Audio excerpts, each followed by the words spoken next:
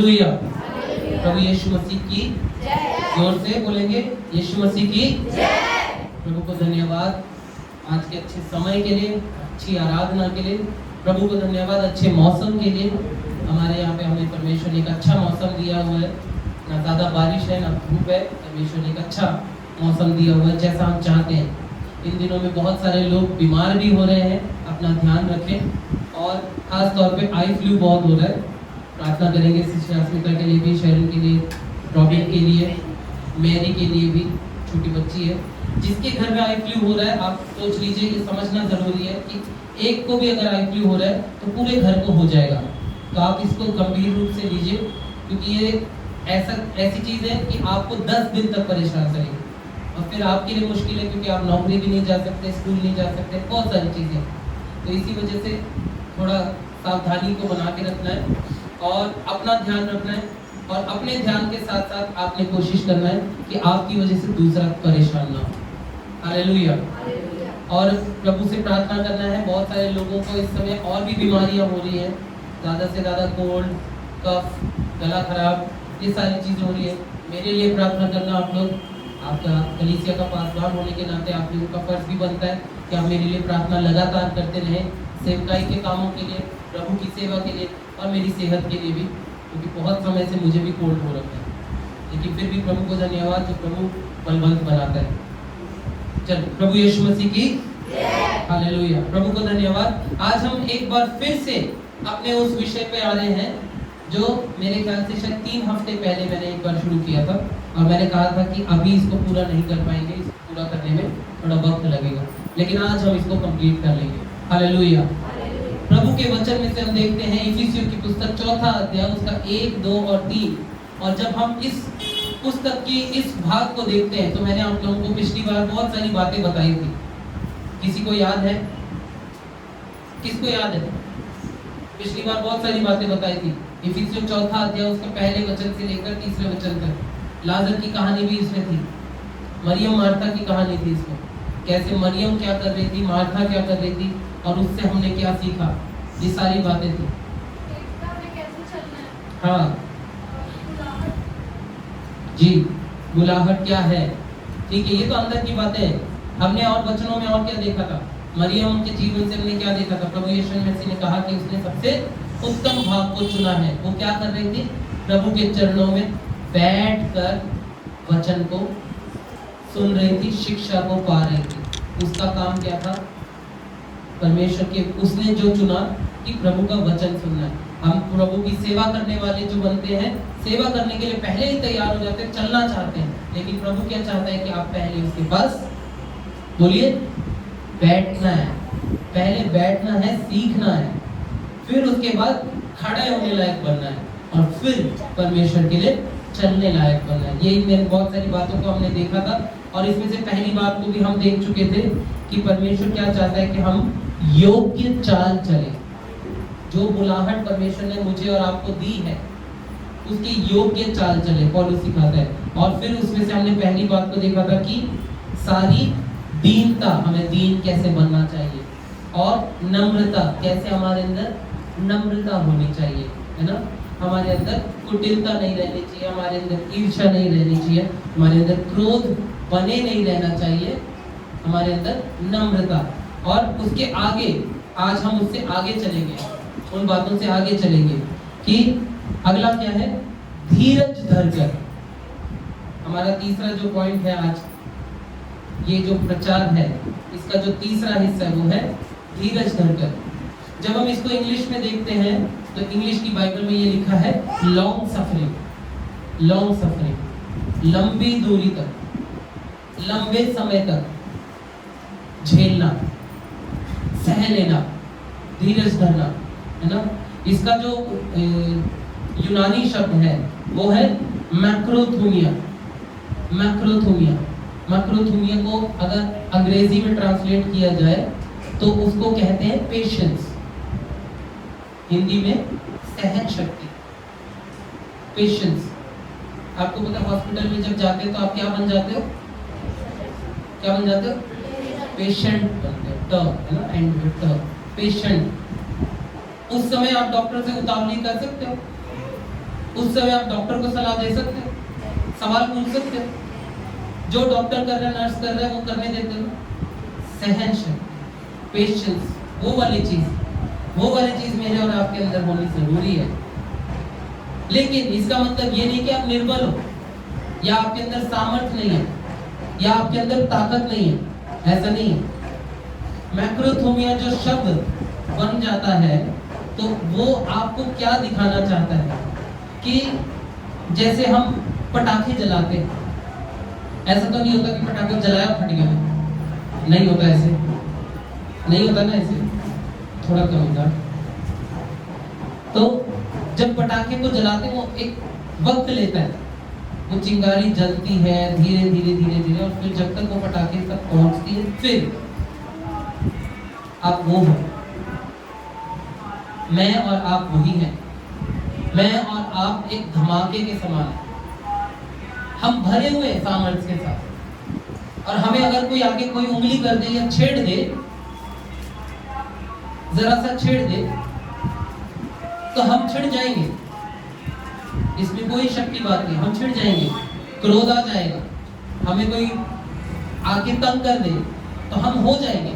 लेकिन पेशेंस का अर्थ क्या है कि अपने आप को संभाल के रखना, अपने आप को कंट्रोल में रखना। याद रखना इस बात को कि मुझे धीरज रखना है, मुझे धीरज रखना है। धमाके का काम क्या है? धमाका क्या कर सकता है? अगर एक जगह पे धमाका होगा, लोग वहां पे आसपास में नहीं खड़े होते, लोग दूर भाग जाते हैं। क्यों? क्योंकि जब धमाका होगा तो क्या होता है? नुकसान होता है, तबाही होती है। आप समझ रहे हैं? आप समझ रहे हो? आपके अंदर वो धमाका है, आप खुद वो धमाका है, लेकिन उससे क्या होने वाला है?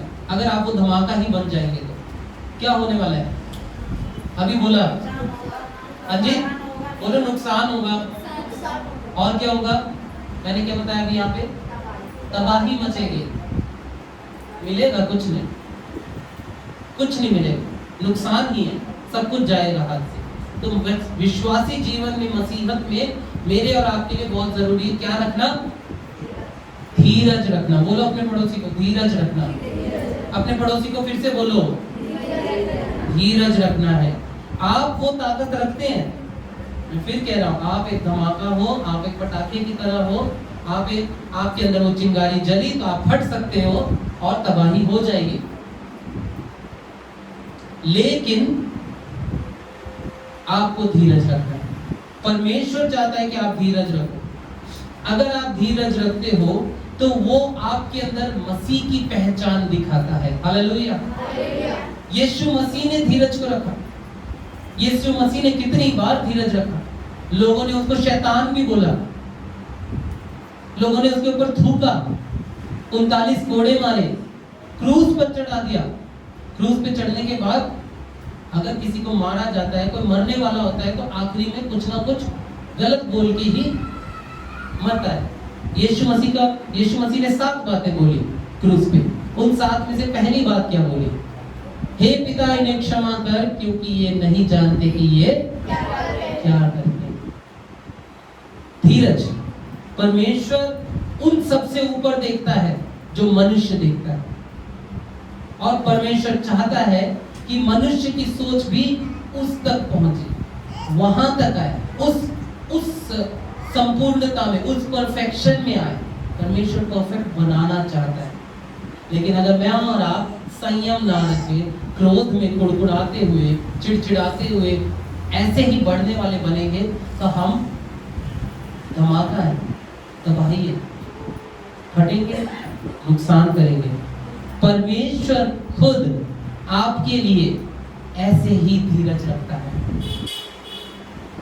मनुष्य जाति के लिए ऐसे ही धीरज रखता है। आप अपने लिए सोचिए, कितनी बार आप परमेश्वर के पास आते हैं, प्रभु मुझे माफ कर देना, घुटने टेके होते, खुदावन मुझे माफ कर देना, मैंने गलती कर दी, प्रभु मुझे माफ कर देना, अगली बार नहीं करूंगा, अगली बार नहीं करूंगी, प्रभु अगली बार नहीं सोचूंगा, अगली बार नहीं सोचूंगी, प्रभु अगली बार मैं ऐसा, अगली बार, अगली बार, अगली बार। कितनी बार बोलते हैं ये बात? कितनी बार हम अपनी जुबान से अपनी ही कही बात को झूठा ठहरा देते हैं। लेकिन फिर भी वो खुदावन जो आपसे असीमित प्रेम करता है, अनलिमिटेड प्रेम करता है, जिसकी कोई तुलना ही नहीं, वो फिर क्या करता है?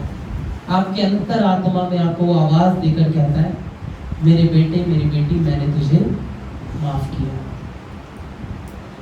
वो करके दिखा रहा है, वो पेशेंस रख के, वो सहन शक्ति रख के, वो धीरज रख के वो दिखा रहा है कि वो करता है।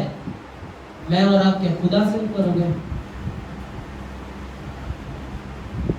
जब हम दूसरों को माफ करने में कमजोर पड़ रहे हैं, मैं और आप क्या परमेश्वर से ऊपर हो गए? हमें माफ करते जाना है, लोगों के लिए सहने वाला बनना है। ये मेरा और आपका जीवन है। जब तक मसीह को नहीं जाना था तब तक संसार के साथ तरीके से चल रहे थे, लेकिन जब मसीह यीशु को जान लिया तो अब हमें पता है कि सही जीवन कैसे जीना, लोगों के लिए परमेश्वर के मार्ग को तैयार करना। हालेलुया। हमें शांत बनना है, धीरज धरने वाला। चौथी बात जो हम देखते हैं, धीरज धरकर, आगे लिखा है, प्रेम से एक दूसरे की क्या कर लो? बोलो, एक दूसरे की सह लो। सहना तो पड़ेगा। अब ये क्या है? पहली चीज क्या है? प्रेम में, जैसा मैंने कहा, धीरज धरकर, धीरज धरना है ना। हमारे अंदर उतावली आती है, कोई अगर हमारे साथ लड़ने के लिए आता है तो हमारे अंदर उतावली आती है, हम भी लड़ने के लिए जाए, लेकिन अगर उस समय रुक जाओ, पवित्र आत्मा आपको बोलता है रुक जाओ, नहीं लड़ना है, और वो लड़ने वाला जो व्यक्ति आता है, परमेश्वर उसी समय काम करता है। आप धीरज रखते हैं, वो व्यक्ति उसी समय बदल जाता है। हालेलुया। आपके आंखों के सामने ऐसा होता है। वो व्यक्ति उसी समय मन फिराता है। वो व्यक्ति आता तो क्रोध में है, लेकिन आपकी आवाज को सुनकर वो परमेश्वर की शांति को पाता है। वो लड़ने के लिए कोई और हथियार लेके आता है, आप दूसरा हथियार लेके खड़े हो, और आपका हथियार जय पा लेता है। आप परमेश्वर की आत्मा को वहां पे काम करने देते हो, और परमेश्वर का प्रेम उस व्यक्ति को मन फिराने का मौका देता है। आपने बहस नहीं जीती, आपने वो इंसान जीती है। हालेलुया। प्रभु ऐसा काम करता है, मेरा और आपका परमेश्वर ऐसा काम करता है। वो प्रेम करता है, उसका प्रेम असीमित है, उसका प्रेम अनंत काल का है, लगातार वो प्रेम करता है। आप आज यहाँ पर हैं, और हम मनुष्य होने के नाते हमारा शरीर ऐसा है कि हम दुर्बल पड़ जाते हैं, संसार में कहीं ना कहीं हम गिर जाते हैं, और गिरने के बाद आप फिर परमेश्वर के पास जब प्यार से फिर बोलते हो, प्रभु मुझसे गलती हो गई, ये मैं नहीं करना चाहता था या चाहती थी, लेकिन मुझसे हो गया, तो परमेश्वर की आपको फिर आवाज आती है, कोई बात नहीं, एक बार और मौका देता हूं। परमेश्वर आपसे प्रेम करता है। वो प्रेम परमेश्वर चाहता है, वो अगापे प्रेम, वो स्वर्गीय प्रेम, दुनिया से अलग प्रेम। संसार का प्रेम क्या करता है? उसके साथ कुछ ना कुछ जुड़ा होता है। अगर प्रेम करोगे तो ये होगा, अगर मुझसे ऐसा प्रेम करोगे तो वैसा होगा, अगर मुझे उससे ये काम निकलवाना है तो मुझे उसके साथ ऐसा प्रेम रखना। तो मतलबी प्रेम संसार में है। परमेश्वर का प्रेम ऐसा नहीं। परमेश्वर का प्रेम लगातार आपके लिए पानी की तरह उमड़ता ही जा, बहता जाता है। क्या गाया था हमने? यीशु मेरा मीठा पानी, जो पिए, बोलो ना, मेरा यीशु मसीह, आपका यीशु मसीह प्रेम करने वाला प्रभु है, और वो नहीं चाहता कि हमारे मुंह से निंदा जैसी, तकलीफ देने वाली, कुड़कुड़ाने वाली या क्रोध दिलाने वाली ऐसी बातें हमारे मुंह से निकले। वो नहीं चाहता पति पत्नी के बीच में ऐसा हो, वो नहीं चाहता बच्चों और माँ बाप के साथ ऐसा हो, वो नहीं चाहता कि कलीसियाओं के अंदर ऐसा हो, वो नहीं चाहता कि आपकी नौकरी में ऐसा हो। प्रेम चाहता है, वो प्रेम का परमेश्वर है। वो आपसे प्रेम चाहता है, वो आपसे चाहता है कि आप भी उस परमेश्वर के प्रेम को दूसरों तक पहुंचाएं। हालेलुया। दूसरों तक आपको वो प्रेम पहुंचाना है, वो नफरत नहीं पहुंचाना है। आप प्रेम के एम्बेसडर हो, आप राजदूत हो परमेश्वर के। आपको पता है आपको पता है, बाइबल बताती है इस बात को कि आप राजदूत हो, प्रभु की चुनी हुई प्रजा हो। तो जिसकी चुनी हुई प्रजा में से आप निकल के आ रहे हो तो आप उसकी बात करोगे ना। नफरत की बात करोगे, ईर्ष्या की बात करोगे और नाश करने वाली बात करोगे तो किसकी प्रजा कहलाओगे? बताइए। नाम लेना भी मुश्किल है ना? अच्छा नहीं लगता वो नाम भी लेना, तो फिर काम क्यों करते हो ऐसे? मेरा और आपका जीवन वो परमेश्वर का है जो मुझसे अनगिनत प्रेम करता है, जो मुझसे अनंत काल तक प्रेम करता है, और वो चाहता है कि आप भी वो प्रेम करें। प्रेम प्रेम प्रेम, पहला कुरिन्थियों 13 अध्याय पूरा प्रेम के बारे में लिखा हुआ है। शुरुआत से लेकर अंत तक प्रेम लिखा हुआ है। और आखिरी वचन को जब पढ़ते हैं, कोई पढ़ दे उसमें, पहला कुरिन्थियों 13 अध्याय उसका आखिरी वचन जल्दी से।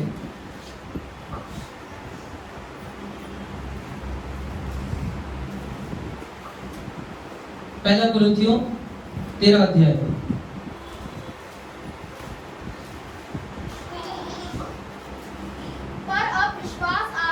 जी, पर अब विश्वास, आशा, प्रेम, ये तीनों स्थायी हैं, ये तीनों स्टैग्नेंट है, परमानेंट है। विश्वास, आशा, प्रेम, बोलिए। विश्वास, आशा, प्रेम। हाँ, अब उसमें सुनिए, लेकिन पर इन सब में से बड़ा प्रेम है। पर इन सब में से बड़ा प्रेम है। आपका विश्वास बड़ा नहीं है, आशा बड़ा नहीं है, इन सब में कौन सा है? तो प्रेम करना है। अपने आप से तो प्रेम करना है, और अपने लोगों से, अपने सगे संबंधियों से, रूठे हुए रिश्तेदारों से, है ना, सबसे प्रेम करना है, क्योंकि प्रेम ही सबसे ऊपर है। प्रेम ही यीशु मसीह की कहानी है, वो प्रेम की कहानी है। अगर वो प्रेम ना होता तो क्यों वो क्रूस पे चढ़ता? अगर वो प्रेम ना होता तो मृत्यु को पार करके वो जयवंत होके क्यों आता? अगर वो प्रेम ना होता तो वो संसार में जन्म ही क्यों लेता? वो प्रेम था, परमेश्वर का प्रेम था मेरे और आपके लिए। और आज भी वो इंतजार करता है कि मेरा बेटा या मेरी बेटी मेरे करीब आएंगे, मेरे पास आएंगे, एक बार तो आएंगे। और इसी वजह से जब कोई नया व्यक्ति परमेश्वर के भवन में आता है तो स्वर्ग में आनंद मनाया जाता है। इसीलिए बाइबल बताती है कि स्वर्ग में बहुत धूमधाम से आनंद मनाया जाता है, क्योंकि वो व्यक्ति परमेश्वर के सच्चे प्रेम के पास आया। संसार का प्रेम आपने देखा है, आपने चखा है, और आपको वो स्वाद नहीं मिला। आप यीशु का प्रेम चख के देखना, आपको सबसे बड़ा स्वाद मिलेगा, सबसे अच्छा स्वाद मिलेगा, जो संसार में कभी आपको मिला ही नहीं, कभी भी नहीं मिलेगा। लेकिन यीशु का प्रेम आपको पूरी तरह से भर देगा, और तब आपके आंखों से अपने आप आंसू छलकते हैं, तब आपके चेहरे पे अपने आप मुस्कुराहट आती है। आप मुसीबतों में से गुजरते हैं और कहते हैं, खुदावंद तेरा धन्यवाद, मैं जानता हूँ कि ये तकलीफ मेरी भलाई के लिए। प्रभु तेरा धन्यवाद, ये मुसीबत जो आई कोई बात नहीं, प्रभु प्रेज द लॉर्ड, मैं चलूँगा, मैं तेरे रास्ते पर चलता जाऊँगा, चलती जाऊँगी। प्रभु थोड़ी तकलीफ आ रही है, लेकिन आप साथ हो, मुझे पता है, इसलिए मैं पार कर जाऊँगा या पार हो जाऊँगी। इसी वजह से तो लाल समुद्र को पार कर गए, क्योंकि मूसा को पता था कि यहोवा हमारे साथ है। इसी वजह से तो यरीहो की दीवार गिर गई, क्योंकि यहोशू को पता था कि यहोवा हमारे बीच में है। इसीलिए तो शद्रक, मेशक और अबेदनगो आग के भट्टे में से निकल आए, क्योंकि उन्हें पता था कि यहोवा हमारे साथ है। हालेलुया। वो परमेश्वर मुझसे और आपसे बहुत प्रेम करता है, असीमित प्रेम करता है, और उस प्रेम को लेकर के चलना है। क्यों चलना है? आगे देखिए, पांचवी बार क्या लिखा है? प्रेम से। अब क्या लिखा है? थोड़ा जोर से पढ़ेंगे, थोड़ा सा बोलेंगे मिलके, एक दूसरे की सह लो। आवाज नहीं आई, पीछे आवाज नहीं आ रही है, फिर से, एक दूसरे की सह लो। एक दूसरे की सहना पड़ेगा। अब इसका थोड़ा सा गलत मतलब भी निकलता है कि ठीक है, कोई गलत कर रहा है तो उसकी सह लो। सहने का मतलब ये नहीं है कि उसको हाँ ठीक है तुम करते हो, ये नहीं है। सहना है, पर आपका फर्ज ये भी है कि उसको एक अच्छे रास्ते के लिए भी तैयार करना है, प्रेम से, धीरज से। क्या लिखा है? धीरज से, प्रेम के साथ, धीरज के साथ प्रेम से एक दूसरे की सह लो। सहना पड़ेगा। क्या परमेश्वर आपकी नहीं सह रहा? अब तक तो कितना तंग कर दिया, अभी भी तंग करते हो, अभी भी परमेश्वर को निराश करते हो, हताश करते हो। कभी कभी खुद इतना शर्मिंदा हो जाते हो कि बोलते हो मैं कैसे जाऊं परमेश्वर के पास, किस मुंह से प्रभु के सामने बयान करूं, किस मुंह से अपने आप को बोलूं कि प्रभु मैं तेरा बेटा हूं, कैसे बोलूं? उड़ाऊ पुत्र के बेटे को देखो, उड़ाऊ पुत्र को देखो, क्या बोला उसने आखिरी में जब उसकी आंखें बुद्धि खुली तो उसने क्या कहा कि मैं अपने पिता के पास जाऊंगा और कहूंगा कि हे पिता, मैंने स्वर्ग और तेरे विरोध में पाप किया है, मुझे अपने नौकर की तरह रख ले ताकि मैं कम से कम खा पी तो सकूं। यहां तक शर्मिंदगी आ गई उसमें कि मैं अब तो तेरा बेटा कहलाने के लायक भी नहीं। परमेश्वर आपकी सह रहा है, हर रोज सहता है, हर रोज यीशु मसीह आपके लिए मध्यस्थता की प्रार्थना करता है पिता के पास कि पिता कोई बात नहीं, उसके लिए मैंने प्राण दिए हैं, मैंने अपना लहू बहाया है, उसको एक मौका और दे, वो सुधरेगा। बदलते हैं, हमने देखा है लोगों को बदलते हुए, जीवनों को बदलते हुए। जब वो अपने जीवन को यीशु को सौंपते हैं तो उनके जीवन में तब्दील होते हुए जाते हैं, प्रभु की परिपक्वता में, मैच्योरिटी में, परफेक्शन में, संपूर्णता में बदलते जाते हैं। हमने देखा है ये मसीह, यही मसीहत की पहचान है। अगर हम एकता में रहने की बात करते हैं तो एकता में रहते हुए ये चीजों को हमारे अंदर होना जरूरी है। क्या चीज? नम्रता, दीनता, हलीम होना, छोटा बन जाना। एकता में बने रहने के लिए धीरज धरकर प्रेम से एक दूसरे की सहन करना है, मार्ग सही रास्ता दिखाना है। उनकी कमजोरियां हैं, हो सकता है कि आप उससे बहुत आगे निकल आए हो और वो पीछे है, हम उसको खींच के आगे नहीं ला सकते, लेकिन हम धीरे धीरे ला सकते हैं, प्रेम से, धीरज के साथ, है ना, धीरज के साथ। और उसके बाद परमेश्वर क्या चाहता है? उसके बाद परमेश्वर क्या चाहता है? देखो, और मेल के बंधन में आत्मा की एकता रखने का यत्न करो। परमेश्वर एकता से प्रेम रखता है, लेकिन कैसे चाहता है? मेल के बंधन में, मेल के बंधन में। कुलुस्सियों 3 अध्याय उसका 15 वचन, कुलुस्सियों 3 अध्याय उसका 15वां वचन।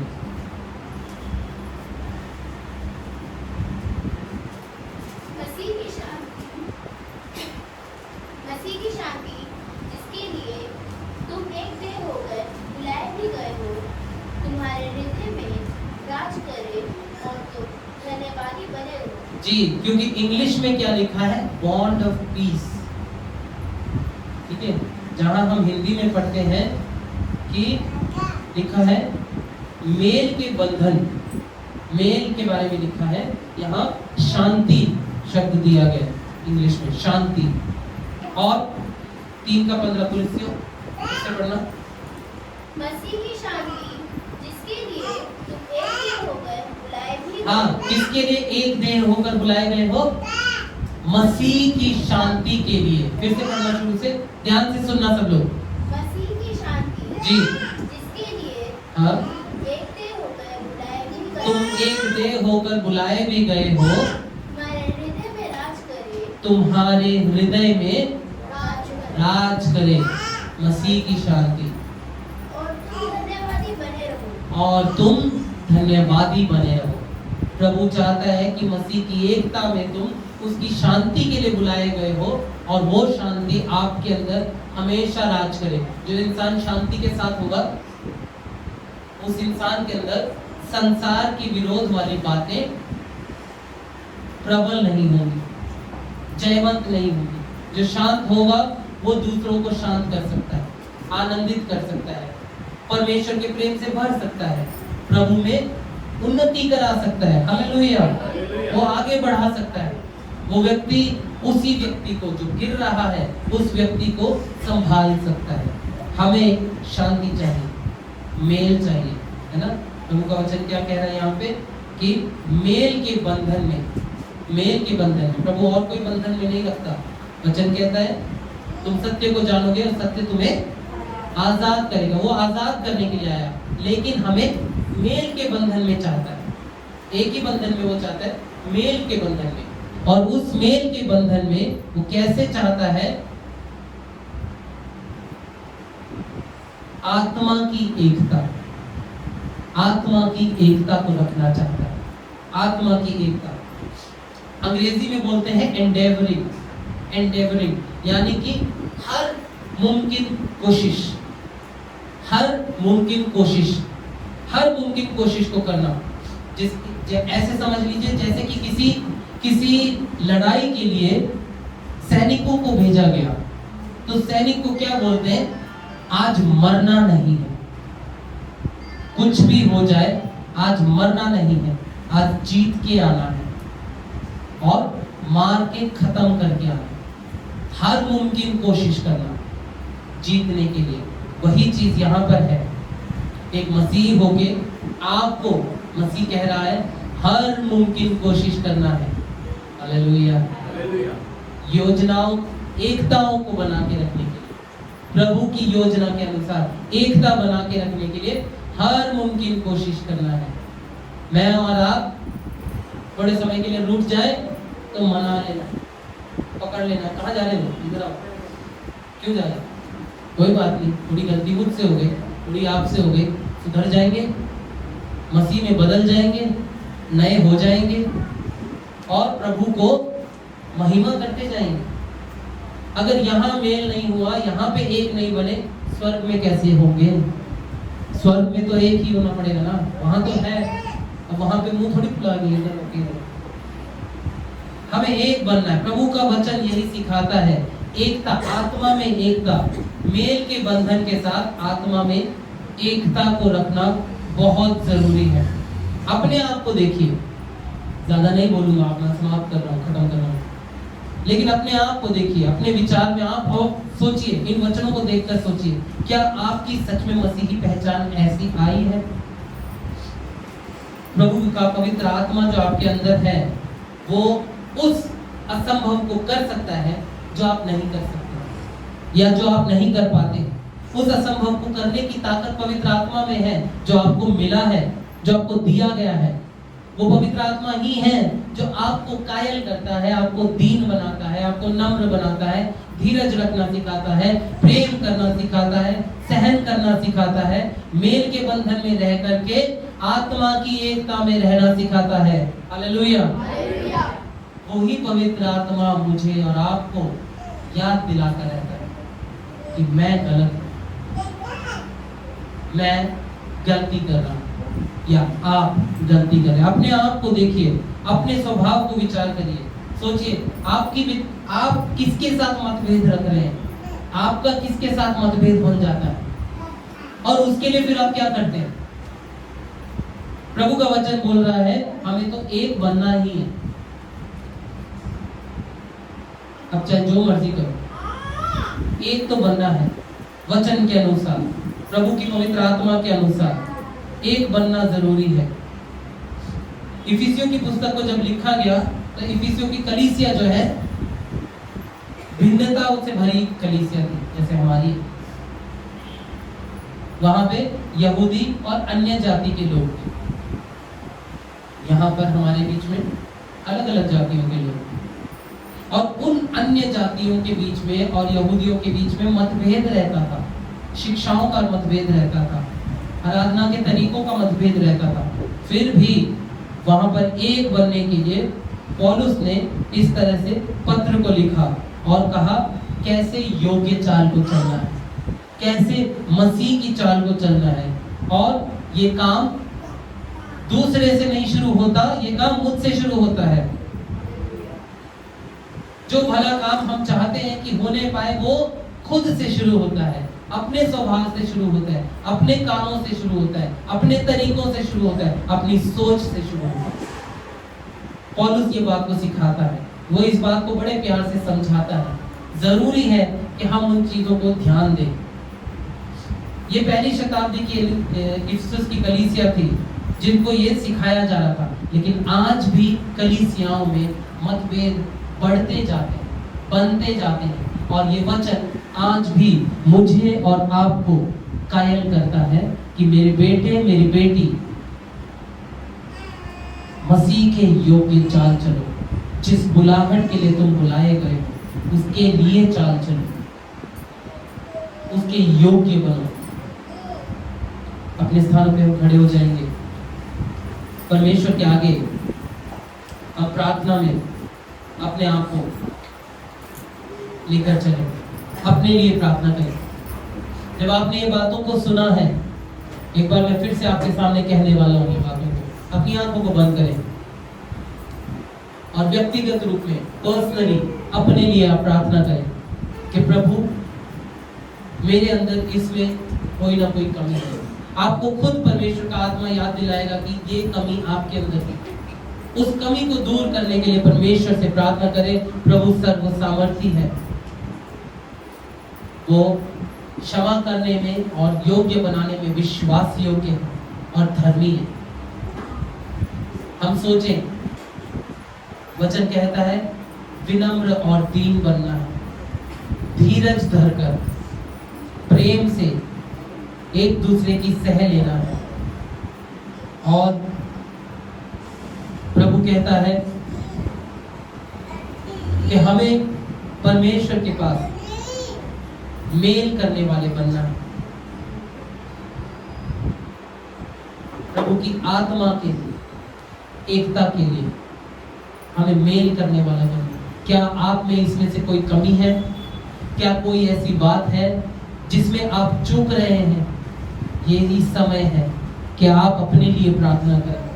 यही समय है कि आप परमेश्वर से कहें, प्रभु मुझे छू ले, प्रभु मुझे इस बात में कमजोरी है, इस काम में मैं कमजोर हूँ, मैं दीन होने में कमजोर हूँ, मैं नम्र होने में कमजोर हूँ, सहन करना मुझे नहीं आता, धीरज धरना मुझे नहीं आता, मुझे प्रेम करना सिखा प्रभु, मुझे मेल पे बने रहना सिखा, आत्मा की एकता में मुझे बने रहना सिखा। अपना मुंह खोल के आप प्रार्थना करें, प्रभु से बात करें आपके यहोवा परमेश्वर से। वो सुनने वाला परमेश्वर आपकी सुनना चाहता है। Hallelujah, hallelujah, hallelujah, hallelujah, hallelujah. Yeshu राजा प्रभु आपकी तारीफ करते हैं, प्रार्थना करते हैं। प्रभु एक बार फिर उन 7 बातों की ओर ध्यान दिया जो एकता को बना के रखने के लिए, एकता की दृष्टिकोण को बना के रखने के लिए मदद करती थी। प्रभु उन बातों में से किसी एक में कोई भी एक चूकता है तो प्रभु यीशु एकता बनने में मुश्किल होती है। प्रभु जी एकता बनाए रखने में तकलीफ होती है। प्रभु परमेश्वर आप कायल करें प्रभु, हर एक के हृदय को प्रभु आप अपने इस शिक्षा से भरपूर करें प्रभु। सबके कान आपने आशीषित किए, इनके हृदयों को आशीषित करना, इनके दिल और दिमाग में अपना प्रेम भर देना परमेश्वर, अपनी आत्मा की चाल में चलाना। जब गलतियां होती हैं प्रभु, जो भी गलत बातें विरोध की बातें होती हैं, तो पवित्र आत्मा इनके अंदर जो है वो इन्हें याद दिलाए, इन्हें स्मरण कराए और इनको इन शिक्षाओं से फिर से स्मरण करने में मदद करे। प्रभु जी आप अगुवाई करना। धन्यवाद देते हैं प्रभु परमेश्वर आपकी भलाई की बातों के लिए, आपकी शिक्षा के लिए जो आपने हम पर जाहिर किया। ये लगातार हमारे अंदर बढ़ते चले जाए प्रभु, और प्रभु हम में से कोई भी एक कमजोर ना होने पाए। जो बातें यहाँ सीखी हैं, सुनी है, समझी है, इनको अपने जीवन पर लागू करें और प्रभु यीशु मसीह आपके पवित्र नाम से ये लोग पवित्रता के धर्मी चाल में सीधे चलने वाले बन सके। धन्यवाद देते, सारी आदर महिमा आपको देते, प्रार्थना यीशु मसीह के पवित्र नाम से मांगते हैं, आमीन। एक गीत गा करके प्रभु के लिए हम अपने दान जो अपनी भेंट लेकर आए हैं हम देंगे।